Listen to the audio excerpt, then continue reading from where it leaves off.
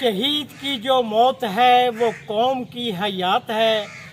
आज योम दिफा पाकिस्तान के मौके पर हम तहसील प्रेस क्लब पिंडा खान, पाकिस्तान सोशल एसोसिएशन और अहलियान शहर की तरफ से अपनी पाक फ़ौज, आर्मी, नेवी, बहरिया, फ़िज़ाइया को खराज तहसीन पेश करते हैं कि उन्होंने 1965 की जंग में वो कामयाबी हासिल की हैं कि सिर्फ दुश्मन ही नहीं, दुनिया दंग रह गई है।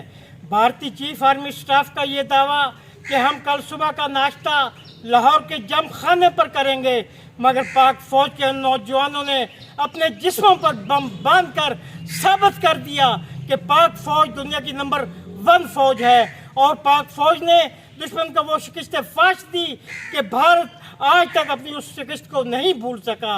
और भारत के चीफ ऑफ आर्मी स्टाफ का वो ख्वाब ही रहा कि हम लाहौर के जम खाने में नाश्ता करेंगे। लाहौर के जम खाने में नहीं, इंशाल्लाह वो वक्त आने वाला है कि हम नई दिल्ली पर पाकिस्तान का सब्ज़ हलाली परचम लहराएंगे और वहाँ पर इंशाल्लाह पाकिस्तानी अवाम, पाकिस्तानी फ़ौज नाश्ता करेगी। और याद रखें, सैयद अली गिलानी जो कश्मीरी हुर्रियत पसंद था, उसने सारी ज़िंदगी पाकिस्तानी फ़ौज और पाकिस्तान के साथ इलाके पाकिस्तान की जंग लड़ी है। हम सैयद अली गिलानी को भी आज खराज तहसीन पेश करते हैं। और वो वक्त दूर नहीं कि जब कश्मीर बनेगा पाकिस्तान।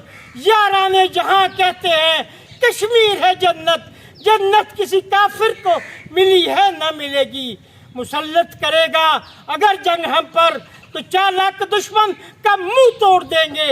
हमारे तहम्मुल से दुश्मन न समझे कि कश्मीर पर अपना हक छोड़ देंगे। पूरी पाकिस्तानी कौम, पाक फौज, पाक पुलिस और पाकिस्तान के सिक्योरिटी इदारों के साथ कदम ब कदम और शाना ब शाना है।